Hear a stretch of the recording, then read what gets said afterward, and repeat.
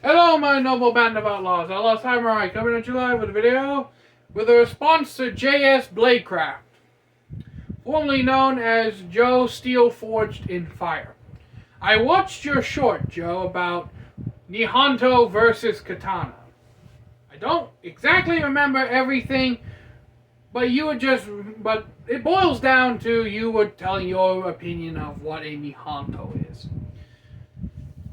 So I thought I would share my opinion on what a nihonto is, and we can kind of get this thing going.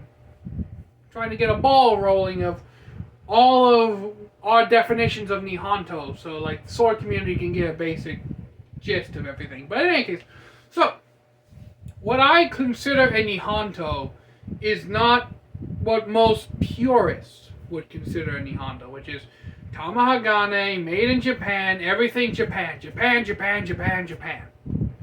Okay?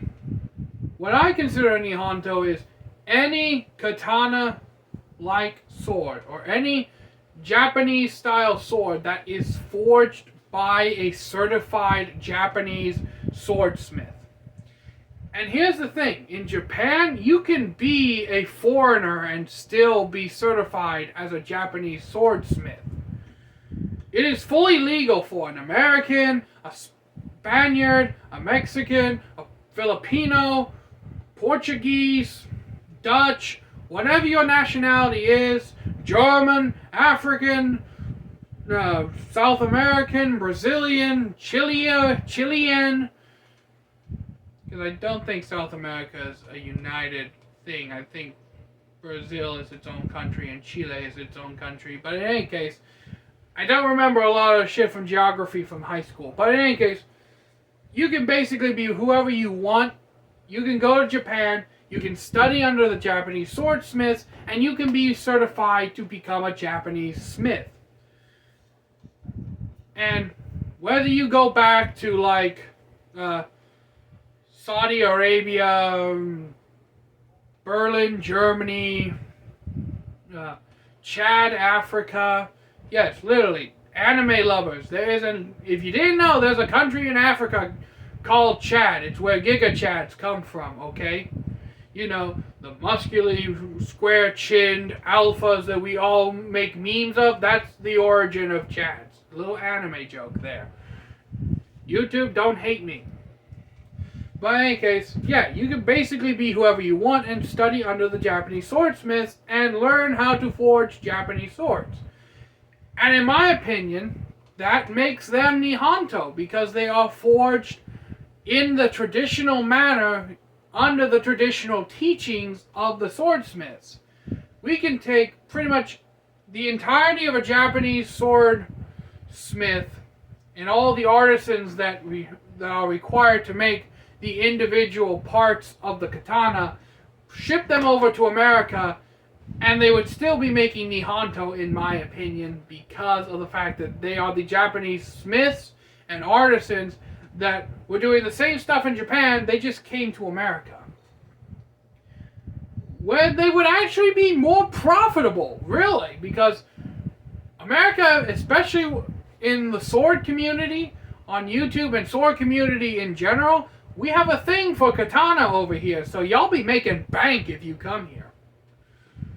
But yeah, an example, if I was to go to Japan and study and receive all the studying, receive all the certificates and other acolytes that pertain to sword making, and I was to come back here to Indiana and set up a forge and everything, in my opinion, I should be able to call my swords nihonto because they are forged by the traditional methods. Note, I do not say traditional steel because in actuality, tamahagane, aside from its visual aesthetics, isn't really that good of a steel, despite what purists will tell you. It has far more impurities than any modern crucible steel, and really, if I had a choice between taking tamahagane and the lowest spectrum of the 10 series steel, which is 1045, if I had a choice between taking a 1045 katana or Tamahagane katana, I honestly, and if I was going to do an actual fight with these swords, I'd take the 1045 because I know it has far less impurities, and I know I have far better quality steel than Tamahagane, because with Tamahagane, it completely depends on the swordsmith forging the blade on whether you get a good sword or a bad sword. With 1045, there's a lot more fuck-up room to be had. But yeah. So, if this Hanwei Raptor katana, for example, was forged by, let's just say, a North Texan man from northern Texas goes to Japan, learns how to forge swords, comes back to America, forges this sword in particular, then by my opinion this would be qualified to be called a nihonto, because he forged it under the traditional methods that the old nihontos were forged under. That also includes the shinguntos.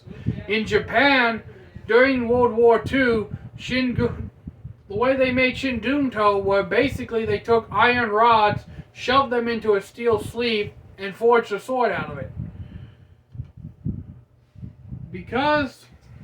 And that is actually considered the greatest innovation in Japanese sword forging since clay tempering.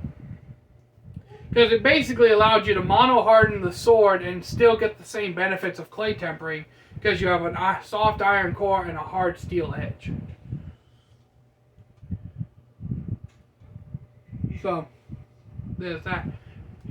And World War II Shingunto, to me, are nihonto, because they were not only just made in Japan, because I still believe that swords made in Japan are also nihonto, but they were also made by Japanese smiths in somewhat traditional methods. So yeah, Shingunto to me are also nihonto. Pretty much, and we shouldn't point out that when we are talking about nihonto and whether a katana or a sword can be called a nihonto or not, we should point out that we are mostly talking about the business end of the thing, which is the blade. Okay? The fittings can be made pretty much anywhere. I could have the Suba made in France. The grip, the leather, tanned in Texas. The Fushira and Kashira could be made in Rome, Italy. The Manukis could be made in China. The Samegawa ray skin, that could be fished from Thailand or the Philippines. The wooden core could be like hickory from an old like workbench, from your grandpa's old workbench. The point I'm trying to make is, when we speak of nihonto, we need to clarify that it's the blade, the business end. Matthew Jensen's pointy stabby part, or as I like to call it, the slashy fuck you up part, that we are talking about when it comes to nihonto. And the saya could be made in, like, Canada. Damn Canadians! With your Zambonis! Yeah, I listen to Weird Al's Canadian Idiot a lot, and now I want to try to drive a fucking Zamboni across Indiana. In winter, I can probably damn well guarantee I can do it. I can probably drive a Zamboni where I live from my house to my work in the middle of winter. I'm not even joking with you. I'm literally 2 days ago, it was like 70 degrees outside, and now it's like it's almost negative 30, okay? This is fucking Indiana. We don't have winter. We don't have spring and summer. We have winter, summer, and the time in between. Alright, Mother Nature just got drunk and started to play blind darts with our weather. But that's not the point, and I'm getting off on a tangent.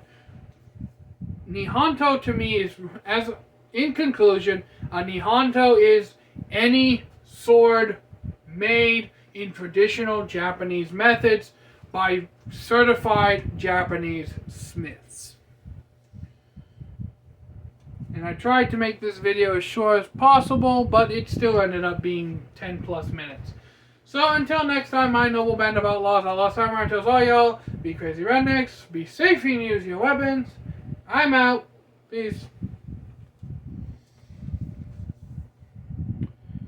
And if you disagree with anything I said, JS bladecraft, make a response video to this, okay? We'll have a good back and forth. We'll have some good back and forth. Get some good banter going, okay? We need to start. I feel like we need to start having like sword community needs to start having conversations with each other.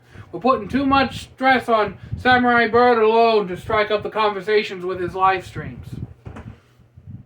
I'm out. Peace.